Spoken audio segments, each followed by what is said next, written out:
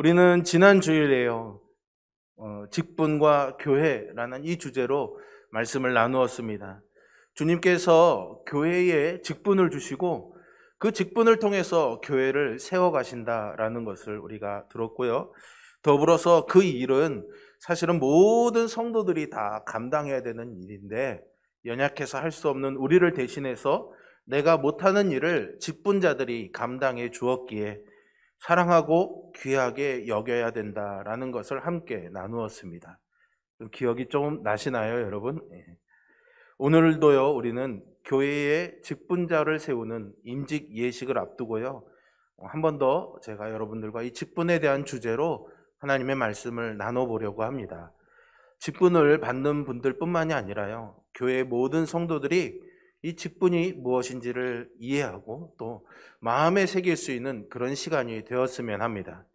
특별히 오늘 본문을 통해서요, 하나님께서 어떻게 직분을 통해서 교회를 온전하게 하시고 영광 받으시는지를 주목해 보려고 합니다. 성경이 가르치는 직분은 정말로 영광스러운 부르심이라고 저는 생각합니다. 직분 자체가 주님이 명해서 교회에 주신 것이기 때문에 영광스럽고요. 그 직분을 받아서 주님의 몸인 교회를 섬기는 사람의 영광도 귀합니다. 우리는 다 하나님의 진노 아래에 있는 죄인이지 않았습니까?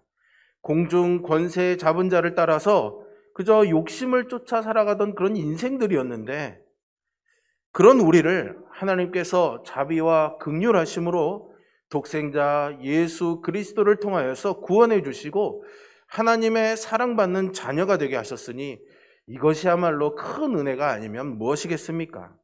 그 은혜도 다 헤아려 깨달을 길이 없는데 하나님께서 우리를 직분자로 세우시고 또 불러주셨습니다. 그래서 주님의 영광스러운 몸인 교회를 섬기는 인생이 되게 하시고요, 교회를 세워가게 하시니 이것이야말로 깨어지기 쉬운 질그릇 같은 그런 우리 인생의 귀한 보배를 담으시는 하나님의 측량할 수 없는 은혜인 줄로 믿습니다. 이런 견지에서 우리는 디모데전서 3장 1절에서 사도 바울이 디모데에게 해준 말을 깨달을 수가 있죠. 미쁘다 이 말이여 곧 사람이 감독의 직분을 얻으려 함은 선한 일을 사모하는 것이라 함이로다. 아멘. 여러분, 직분을요, 어떤 신분이나 계급 혹은 권력이나 권리로 생각하고 탐욕스럽게 원하는 것은 타락한 것이고 우상숭배라고 할 수 있습니다. 하지만 오늘 바울 사도는 이 직분을 사모하는 것을 그런 의미에서 말하고 있지 않죠.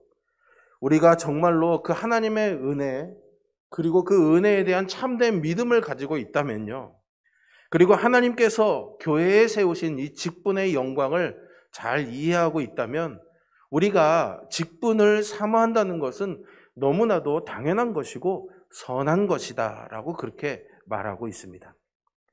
그리스도인은 본질적으로 아까 말씀드린 것처럼 하나님의 은혜를 받은 사람입니다. 그리스도인은 하나님의 은혜가 아니면 내가 한시도 제대로 살 수 없다는 것을 아는 사람이죠. 물론 우리가 그것을 종종 잊어버리곤 범죄하고 자기 뜻대로 살아가기도 합니다.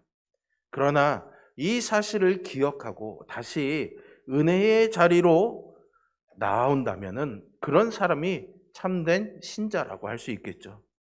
사랑하는 성도 여러분, 신자는요, 더 이상 자기의 욕심을 추구하면서 하나님을 이용하는 자리에 가지 않습니다.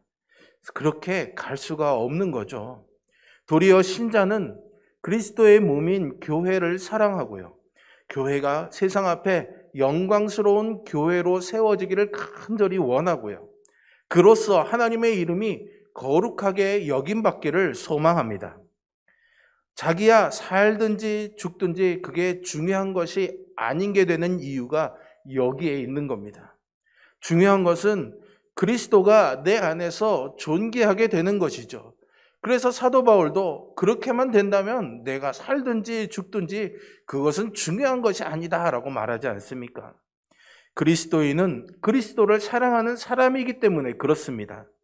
이것은 마음을 먹으려고 해서 되는 일이 아닙니다. 성령님께서 거듭난 영혼 안에 계시기 때문이고요. 또 그 영혼에게 성령님께서 새 마음을 주시기 때문에 가능한 일입니다. 이런 마음은 하나님의 자녀에게는요, 숨길 수 없는 갈망이 됩니다. 은혜에 대한 갈망이라고 할 수 있는데요. 이것이 정상적으로 그리스도 안에서 자라갈 때에 바울이 말한 것처럼 직분을 사모한다는 것은 지극히 당연한 것이 되는 거죠. 사랑하는 성도 여러분, 저는 여러분들이 다 거듭난 그리스도인이기를 바랍니다. 또 거듭난 그리스도인으로 확신을 가질 뿐만 아니라 이렇게 아름답고 선한 소원을 품게 되기를 주님의 이름으로 축원드립니다. 그리고 주께서 그런 직분으로 여러분들을 불러주셨다라는 사실을 잊지 마시기를 바랍니다. 그렇게 우리가요, 한 번뿐인 인생을 살아가면서 하나님께서 여러분들에게 허락해 주신, 그러니까 평생을 살며 그 인생에 하나님의 교회를 사랑하고 또 섬기고 세우는 그런 인생이 되기를 주님의 이름으로 축원드립니다. 여러분, 이것보다 더 복된 인생이 없습니다. 오늘 우리 임직 가운데 명예로 추대되는 분들이 이러한 삶을 아낌없이 살아오셨다라고 저는 생각합니다. 그래서 참으로 감사하고 고마운 마음을 전하고 싶습니다. 김기수 장로님, 정순조 권사님, 전여숙 권사님, 전옥재 권사님, 박하원 권사님, 송원식 안수집사님, 고맙습니다. 수고하고 애 많이 쓰셨습니다. 교회와 성도들이 어떤 것으로도 그 수고에 감사한 마음을 다 표현할 수 있겠습니까마는 그 영광스러운 자리로 하나님께서 인도해 주셨으니 정말로 감사한 마음을 전해드리고 싶고요. 또 이후로도 건강하고 또 남겨진 생애에도 이전과 같이 동일하게 하나님 주신 사명 잘 감당해 주시기를 부탁드리겠습니다. 이것이 우리에게 참된 영광이 아니면 무엇이겠습니까? 그 이전에 또 이미 또 그 직분을 다하신 우리 어르신들에게도 동일한 은혜가 계속해서 이어지기를 간절히 소망합니다. 그리고 앞서가신 이 선배들의 신앙을 따라서 뒤를 따르는 우리 모든 성도들도 하나님 교회와 하나님 나라를 위해서 충성되이 살아갔으면 좋겠습니다. 사람의 눈에 보이기에는 차이가 있을 수 있겠죠. 더 많이와 더 적게의 차이가 있을 수 있을 것입니다. 그러나 하나님 보시기에는 그런 차이가 없다고 저는 생각합니다. 적어도 이 자리에 함께 예배하고 하나님께서 이제 수고했다고 격려해 주시는 그 은혜의 자리에 있다면 충분히 하나님 앞에서 그 직분을 영광스럽게 잘 감당해 오셨다라고 생각합니다. 그러기에 우리 모든 성도들은 오늘 명예로 추대되는 분들을 기꺼이 축하해드리고 감사하는 마음을 전해야 할 것입니다. 디모데전서 3장 13절에서요, 바울은요, 이렇게 직분을 잘 감당한 사람의 영광을 알려주고 있습니다. 집사의 직분을 잘한 자들은 아름다운 지위와 그리스도 예수 안에 있는 믿음에 큰 담력을 얻느니라. 아멘. 단지 명목상의 직분자가 아니라요, 직분을 잘 감당한 자로 이렇게 아름다운 지위와 그리스도 예수 안에 있는 믿음에 큰 담력을 얻는 우리 모두가 되기를 주님의 이름으로 축원드립니다. 이것은 직분을 잘 감당했을 때 우리에게 주어지는 영광입니다. 직분을 잘 감당하면 아름다운 지위와 그리스도 예수 안에 있는 이 믿음에 큰 담력을 얻는다는 것은 직분자 자신이 얻는 영광이지요. 그리고 직분자가 이 직분을 잘 감당할 때에 교회가 얻는 영광도 있습니다. 우리 주님께서 승천하시기 전에 약속하신 대로 주님은 성부 하나님으로부터 보혜사 성령님을 받아서 초대교회 첫 성도들에게 부어주심으로 인해서 신약의 첫 교회, 초대교회가 시작되었습니다. 그리고 그 초대교회가 보여준 가장 인상적인 모습은 바로 사랑의 나눔이었습니다. 처음에 예루살렘에서 기도하던 무리들은 약 120명 정도였습니다. 그런데 오순절 성령이 임하시던 그날 교회는 이제 그 복음이 전해져서 3천여 명이라는 새로운 회심자들을 받아들이게 되지요. 이들 중에는요, 다수가 오순절 이 명절을 지키기 위해서 멀리서 하나님을 예배하러 온 디아스포라 유대인들이 있었습니다. 예루살렘에 거주하고 있던 이 적은 무리의 사람들이 3,000명이 넘는 새로운 신자들을 받아들이면서 이들을 섬기고 도와줘야 되는 상황이 된 것이죠.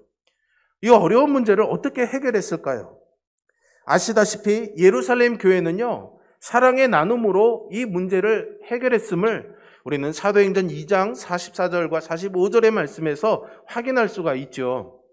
믿는 사람이 다 함께 있어 모든 물건을 서로 통용하고 또 재산과 소유를 팔아 각 사람의 필요를 나누었다라고 알려주고 있습니다. 이들이 사랑의 나눔으로 당면한 이 문제들을 해결해 나가면서 사도의 가르침을 받고 교제하고 기도하는 가운데 구원받는 사람들이 날마다 더해져 간 거죠. 여러분, 이것은 누가 강요한 것이 아닙니다. 규칙을 세우고 법을 세워서 이렇게 하라고 한 것이 아니죠.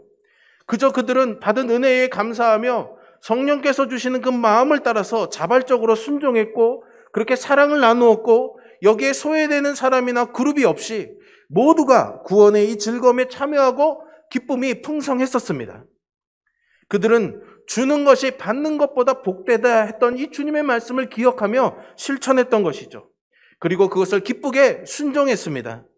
그런데요, 이렇게 은혜롭게 성장하던 교회에 문제가 생겼습니다. 한 그룹에서 원망이 터져나오게 된 거죠. 사실 유대인들은 과거에 북이스라엘과 남유다가 아수르와 바벨론에게 멸망을 당하게 됩니다. 이 멸망할 때에 많은 사람들이 포로로 끌려가게 되죠. 그래서 이 포로 생활을 하면서 거기에 정착해서 남아있던 그런 유대인들이 있었습니다. 아니면 그 전쟁을 하면서 이 전쟁을 피하기 위해서 해외로 도피했던 그런 유대인들도 있었습니다. 그래서 본토가 아닌 해외에 흩어져 사는 유대인들이 생기게 되죠. 이들을 바로 디아스포라 유대인, 흩어진 유대인이라고 부릅니다. 쉬운 예로 우리로 생각하면 교포, 동포들을 생각하시면 됩니다. 중국 동포들, 해외에 있는 교포들이 이 유대인들의 디아스포라와 비슷한 거죠. 이런 디아스포라 유대인들이요, 시간이 점점 흘러가면서 그곳에 정착해서 익숙해지기 시작하게 되죠. 그래서 그 당시에 지중해 지역을 장악하고 있던 헬라 문화에 영향을 받게 됩니다. 그래서 언어도 그들의 고유한 언어였던 히브리어가 아니라 헬라어를 주 언어로 사용하게 되죠. 우리 교포들이 영어만 쓰는 것처럼 말입니다. 그리고 생활 방식도 유대교의 전통이 아니라 헬라의 방식대로 살아가게 되죠. 그런데 이들이 해외에서 살다가 하나둘 이런저런 이유로 인해서 예루살렘으로 돌아와 살기 시작했던 겁니다. 그래서 이들은 혈통상으로는 유대인이었지만 헬라어를 모국어로 쓰고 생활 방식도 헬라 방식이었던 조금 다른 유대인. 그래서 이들을 헬라파 유대인이라고 이렇게 불렀던 거죠. 반면에 그렇게 이스라엘이 망할 때에 그냥 그 본토에 남아있던, 그래서 유대교의 전통을 지키고 있던 사람들이 있습니다. 이들이 바로 히브리파 유대인들이었고요. 그들은 히브리어를 모국어로 계속해서 사용하고 있었고 유대교의 신앙 정통을 잘 지키고 있었습니다. 이런 이유로 이 초대교회 시대에 와서 예루살렘 교회는 이런 헬라파 유대인과 히브리파 유대인들이 한데 섞여 있게 되는 거죠. 그래도 아무래도 예루살렘이다 보니까는 헬라파 유대인들보다는 히브리파 유대인들의 사람의 숫자가 압도적으로 많았을 것이라 생각이 됩니다.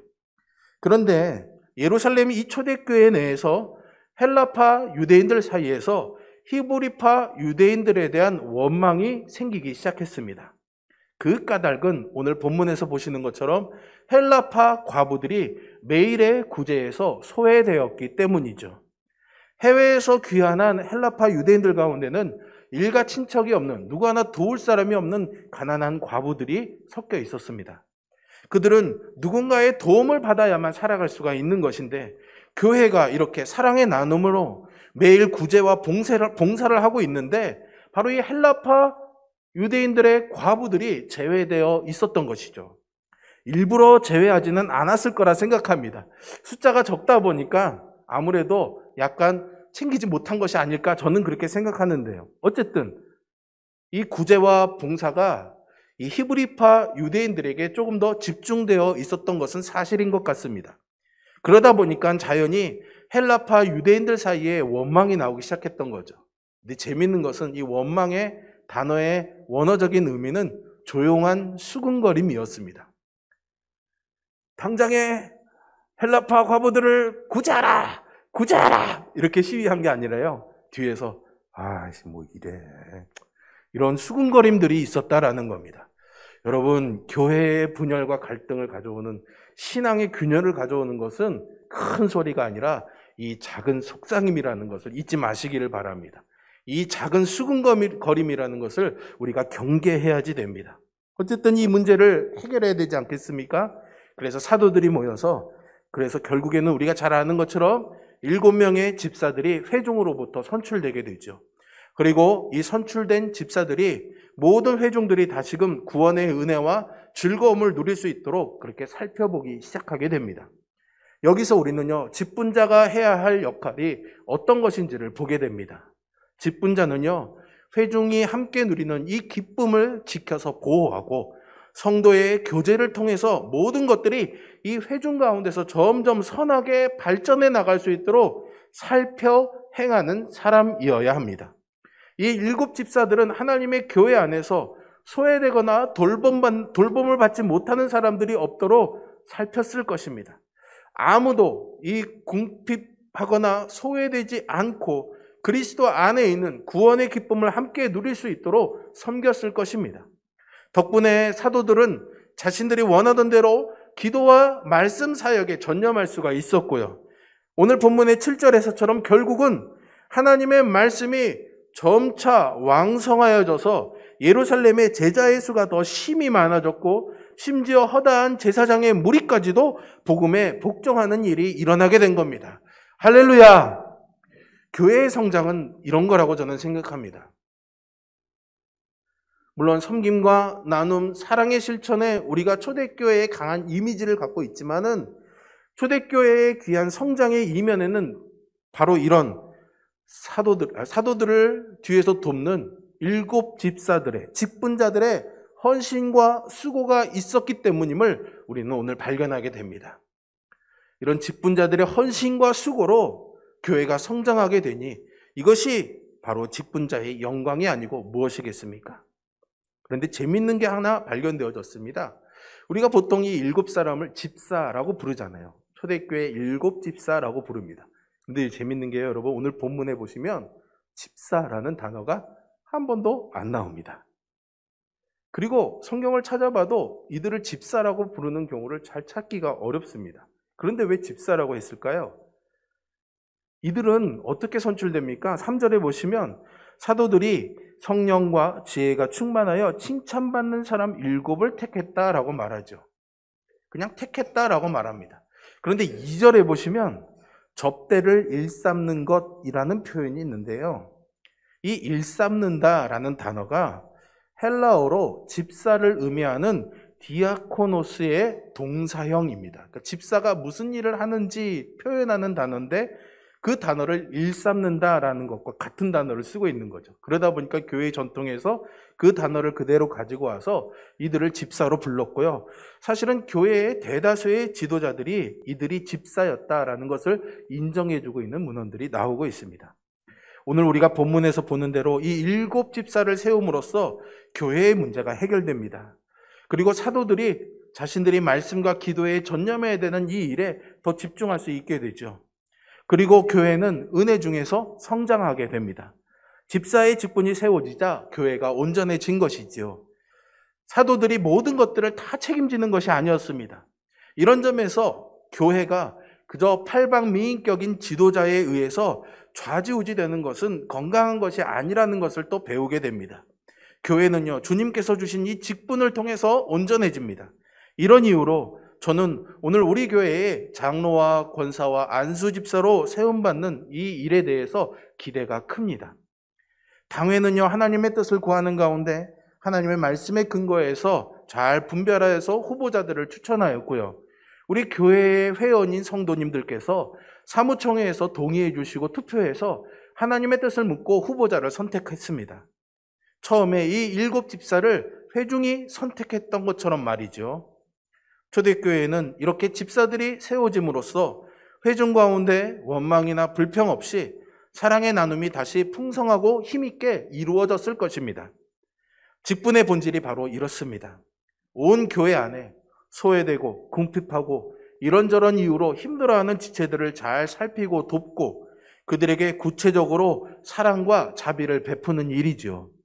우리가 교회 안에서 맺어가는 그리스도인의 관계는 이 복음의 메시지가 참으로 진실되다라는 것을 세상으로 하여금 판단하게 하는 기준이 됩니다.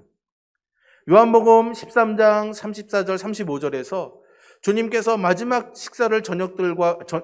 저녁 식사를 제자들과 함께 하시면서 새로운 계명을 주시죠. 새 계명을 너희에게 주노니 서로 사랑하라. 내가 너희를 사랑한 것 같이 너희도 서로 사랑하라. 너희가 서로 사랑하면 이로써 모든 사람이 너희가 내 제자인 줄 알리라. 아멘. 어떻게 됩니까? 우리가 서로 사랑하게 될 때에 자막 내려주세요. 예. 우리가 서로 사랑하게 될 때에 우리가 서로 행복하고 좋다라고 말씀하시지 않았어요. 우리가 사랑하고 서로 섬기게 될 때 세상이 너희가 내 제자인 줄 알 것이다 라고 말씀하셨던 거죠. 실제로 예루살렘 교회가 재물을 나누고 궁핍한 사람들에게 나누어주는 일은 교회 밖의 모든 불신자들에게 아마도 충격적인 사건이었을 것입니다.